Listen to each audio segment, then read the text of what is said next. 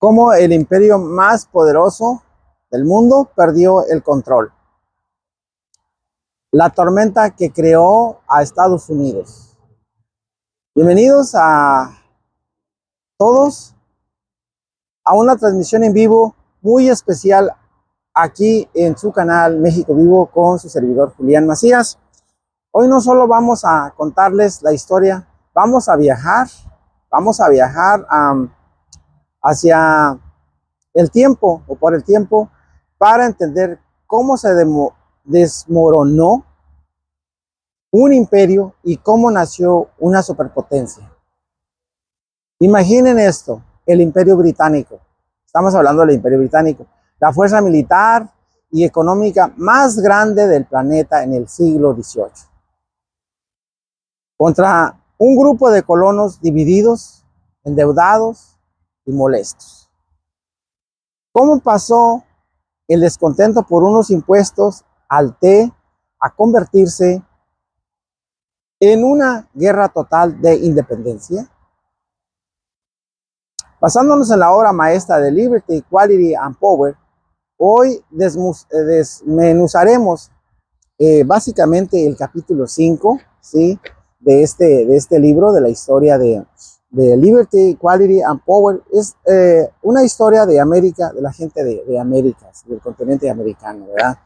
Y bueno, pues aquí habla de la reforma, resistencia y revolución, como les decía.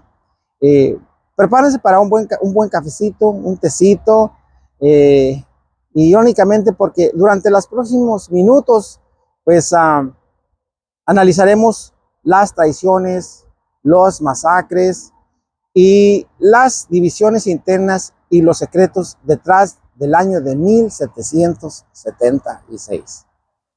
Así que quédense con nosotros porque hoy la historia cobra vida. Bienvenidos. Entonces voy a hablarles aquí en primer lugar de Townshend y la crisis, ¿verdad? La crisis del Townshend. De Townshend, Townshend crisis, o sea, la crisis de Townshend.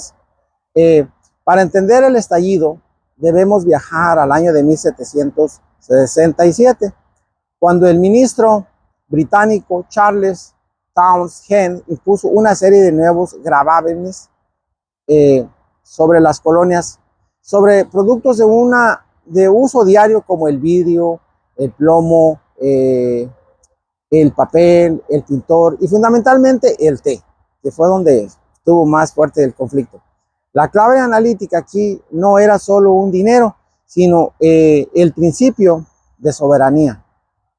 Entonces el Parlamento, aquí vamos a hablar, el Parlamento británico quería demostrarle a las colonias que tenía el derecho absoluto de cobrarles impuestos, ¿verdad? Sin su consentimiento. Esta medida encendió las alarmas en América, transformando una simple molestia económica en una crisis constitucional muy profunda, donde los colonos empezaron a ver a Londres ya no como una patria protectora, sino como una tiranía recaudadora, ¿verdad? Entonces, esto nos lleva pues a la resistencia. ¿De qué consistió la resistencia? Bueno, de políticas a la escalación, o sea, la resistencia a la política de la escalada. La respuesta colonial no se hizo esperar y adoptó la forma de una resistencia, digamos, pacífica, pero devastadora.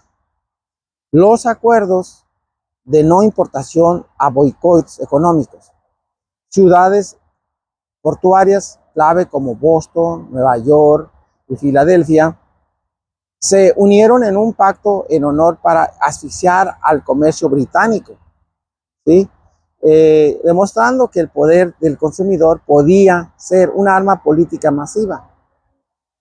Lo fascinante de este periodo es cómo la política de escalada involucró a ciudadanos comunes, quienes comenzaron a vigilarse mutuamente para asegurarse de que nadie comprara productos ingleses, politizando la vida cotidiana y uniendo a las colonias bajo una causa común por primera vez. Entonces, esto nos lleva, pues, como decíamos, a un experimento de coerción militar. Ante el desafío colonial, la corona británica cometió un error fatal en 1768. Enviar tropas regulares a ocupar la ciudad de Boston para imponer el orden. Este experimento de coerción militar convirtió a una ciudad civil en un campamento armado,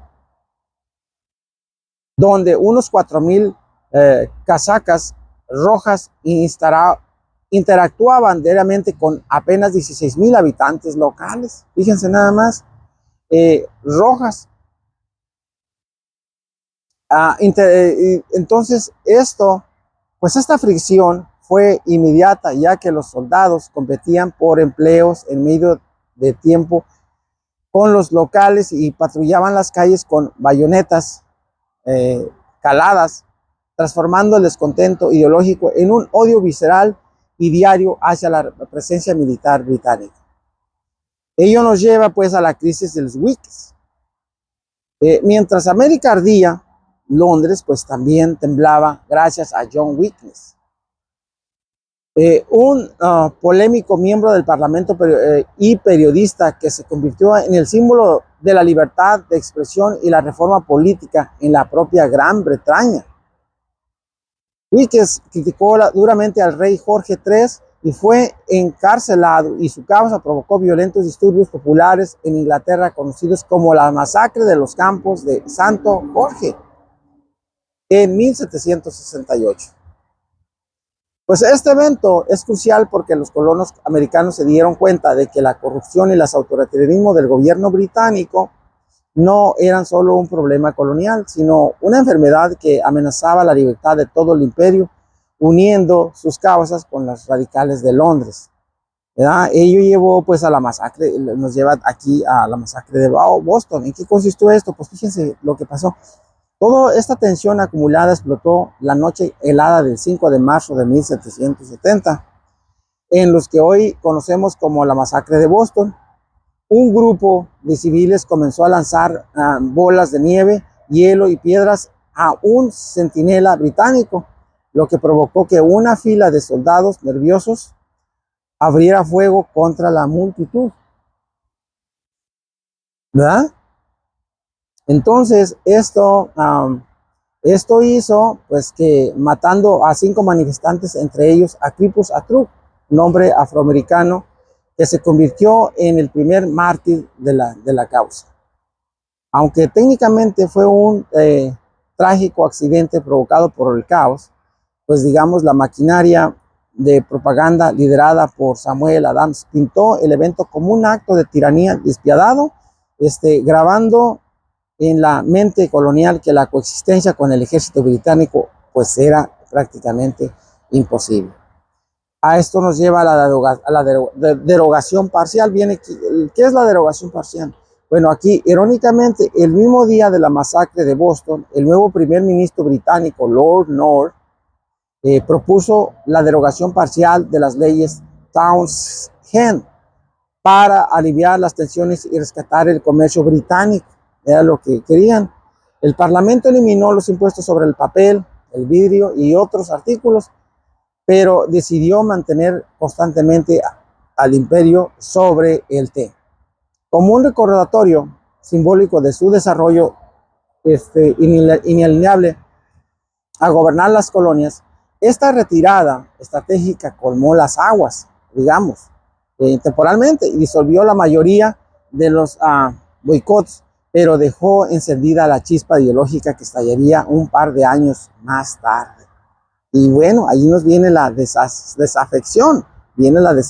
¿A qué le llaman aquí la desafección? Pues en el periodo entre 1770 y 1773 pareció de calma superficial, pero subterráneamente se gestó un proceso invisible y devastador: la desafección emocional y política. Aquí pues los colonos, digamos, americanos comenzaron a crear las comités de correspondencia, una red de comunicación clandestina pero que compartían noticias sobre los abusos británicos a lo largo de las 13 colonias, ¿sí? Durante estos años, los lazos tradicionales de lealtad y amor hacia el rey se erosionaron sencillamente y los americanos empezaron a verse a sí mismos como un pueblo distinto, como un distinto separado de lo de la metrópoli. Ello nos lleva pues a la división internas, o sea, digamos,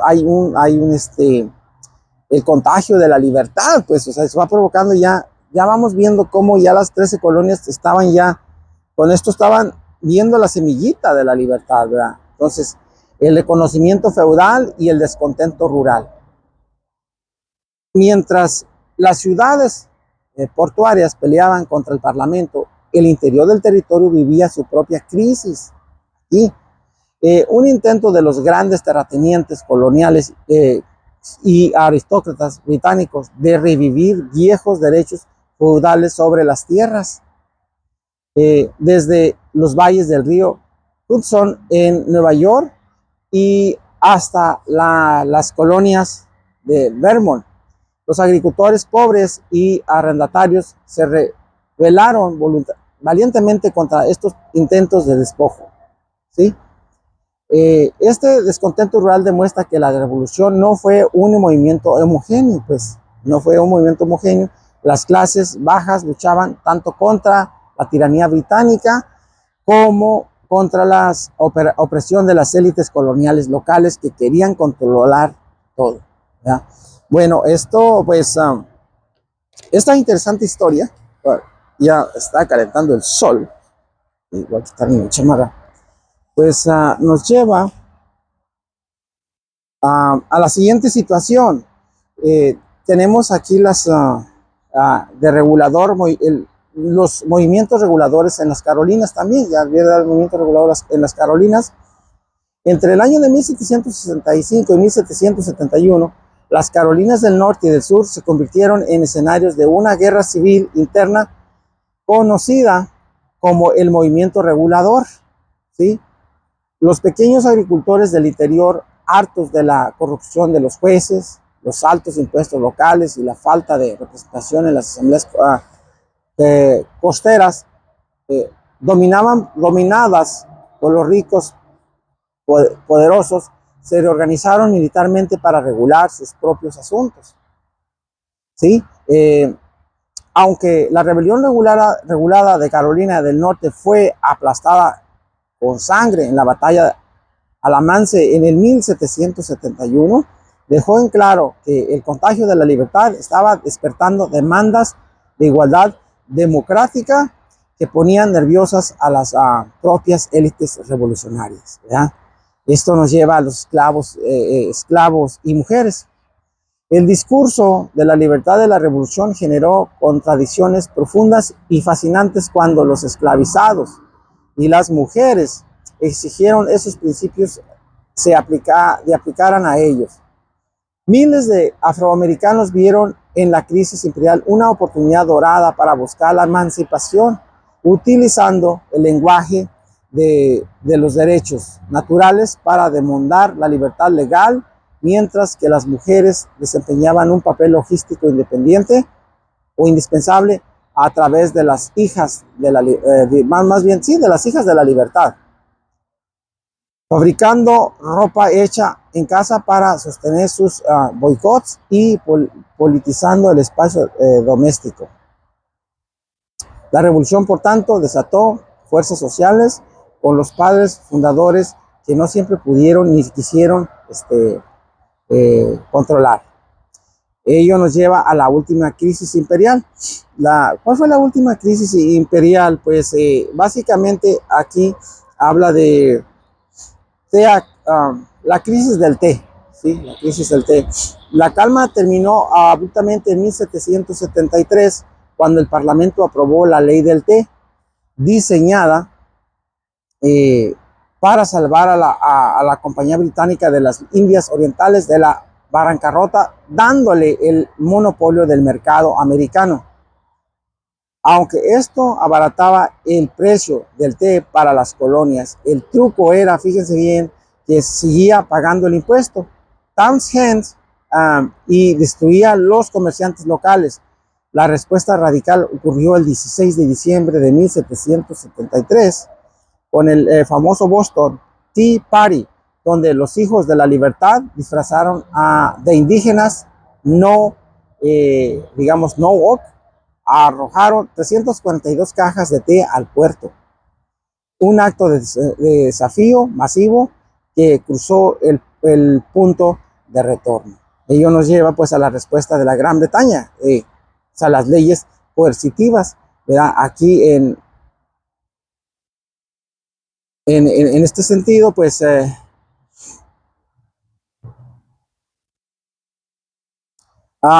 habla pues de la reacción de Londres en 1774, que fue una furia impecable, ¿verdad? El Parlamento aprobó las leyes coercitivas, bautizadas en América como las leyes intolerables, así se les llamaba. Estas medidas clausuraron el puerto de Boston, suspendieron el gobierno civil de Massachusetts, impusieron la ley militar y obligaron a los ciudadanos a alojar soldados en sus propiedades privadas, ¿sí? El objetivo británico era aislar y castigar a Massachusetts como una lección para el resto, pero la estrategia fracasó rotundamente y provocando la oleada sin precedentes de simpatía y solidaridad intercolonial. Esto nos lleva a la explosión de los radicales, ¿sí? Aquí las leyes, eran unas personas que tienen cuidado. Bueno, las leyes intolerables actuaron como definitiva de los sectores más radicales de la política colonial. Hombres como Patrick Henry y Virginia electrizaron a la población con discursos incendiarios, reemplazando los puentes de la diplomacia tradicional y exigiendo la preparación militar inmediata, de entrar intensamente en los campos de Nueva Inglaterra, transformando el debate de las ideas abstractas en una inminente realidad de polvo y sangre. Fíjense nada más, nos lleva todo esto a una, digamos, al American Album, The First Continental Congress Toward the War, o sea, el primer Congreso Continental. Aquí los americanos, los artistas americanos y la revolución en painting, ¿verdad? La revolución en pintura, sí, es fascinante ver cómo este cambio político se reflejó en el arte de la época a través de pintores íconos como Benjamin West y John Sinclair Copley. Estos artistas rompieron con las rígidas tradiciones europeas para crear un estilo visual de auténticamente americano, retratando a los líderes coloniales con realismo, dignidad y un sutil aire de heroico. El arte no fue un simple adorno, se convirtió en una herramienta de construcción nacional y propaganda cultural, ¿sí? Ayudando a las colonias a visualizarse a sí mismos no como súbditos provincianos, sino como ciudadanos virtuosos de un nuevo mundo. Fíjense cómo también a través de la pintura, el arte, ¿verdad? Luego ya esto nos llevó al primer Congreso Continental. Hay un Congreso Continental para que vean cómo se fue dibujando también los Estados Unidos y cómo vean cómo, porque es una potencia mundial ahora. En septiembre de 1774, 55 delegados de 12 colonias se reunieron en Filadelfia en el primer Congreso Continental, así le llamaron, para organizar una respuesta unificada a las leyes intolerables. Aunque los moderados aún buscaban la reconciliación con el rey, los radicales lograron aprobar la Asociación Continental, un boicot total y absoluto contra el comercio británico, respaldado por comités locales armados. Este Congreso fue el verdadero nacimiento institucional de los Estados Unidos. Se fijan cómo se dibujó Estados Unidos, donde colonias que antes apenas se hablaban y declaraban solamente a un ataque contra, era un ataque contra todos. ¿sí? Entonces, como ya se va visualizando el continente en conjunto, no como un solo país, ¿verdad? Entonces tenemos hacia la guerra. La primavera de 1775 marcó el colapso final de la diplomacia y el avance inevitable hacia las armas. El gobierno militar británico en Massachusetts, el general Thomas Gage, recibió órdenes de arrestar a líderes rebeldes y confiscar los almacenes de armas coloniales en Concord. La noche del 18 de abril de 1775, sí, Paul Revers realizó su famosa cabalgata de medianoche para alertar a los milicias, preparándose el escenario para los disparos en Lexington y Concord a la mañana siguiente. El disparo escuchado alrededor del mundo que dio inicio formal a la guerra. Entonces ya viene la guerra improvisada, ¿verdad? Aquí el segundo Congreso Continental habla de cómo reunido en mayo de 1775, bajo la sombra de los combates, el segundo Congreso Continental se vio obligado a asumir las funciones de un gobierno nacional de facto para gestionar una guerra que ningún había planeado del todo. Entonces, a pesar de la imprevisión y de la falta de fondos, el Congreso tomó unas decisiones históricas adoptó a las milicias de Nueva Inglaterra como el ejército continental y nombró a Jorge Washington como un comandante en jefe, uniendo el poder militar del norte con el peso político del sur de las plantaciones. Aquí ya vemos la figura de Jorge Washington.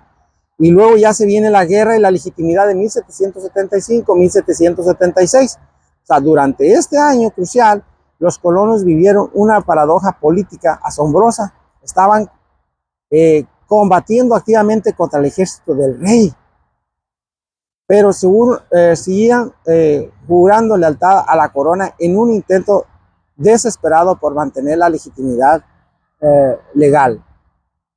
Sin embargo, la publicación en enero de 1776 del panfleto Sentido Común de Thomas Paine destruyó esta ilusión, usando el lenguaje directo y popular para demostrar que la monarquía era una farsa política o ridícula, en que la independencia total era la única adopción digna y lógica para el continente.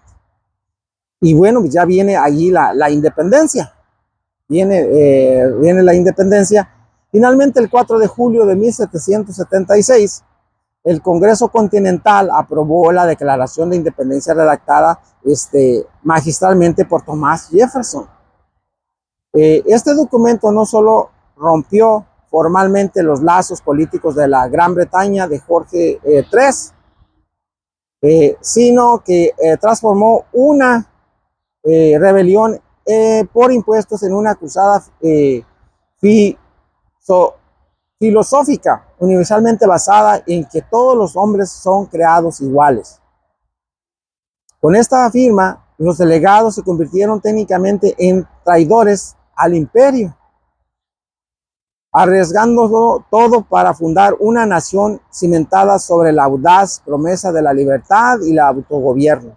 Aquí viene ya el nacimiento de los Estados Unidos, ¿sí? Entonces, aquí nos lleva esto a una conclusión y un mensaje educativo que podríamos compartir con ustedes. ¿Qué viaje tan increíble hemos hecho hoy en vivo? Aquí es una gran lección fundamental que nos dejó el capítulo 5 de Liberty, Equality and Power. Es que las naciones no nacen por accidente ni de manera uniforme, ¿verdad? La Revolución estadounidense fue el resultado de una acumulación de errores de un imperio sordo, combinada con el estar ideológico de un pueblo que entendió que la libertad no se mendiga, sino que se defiende con principios sólidos y acción colectiva.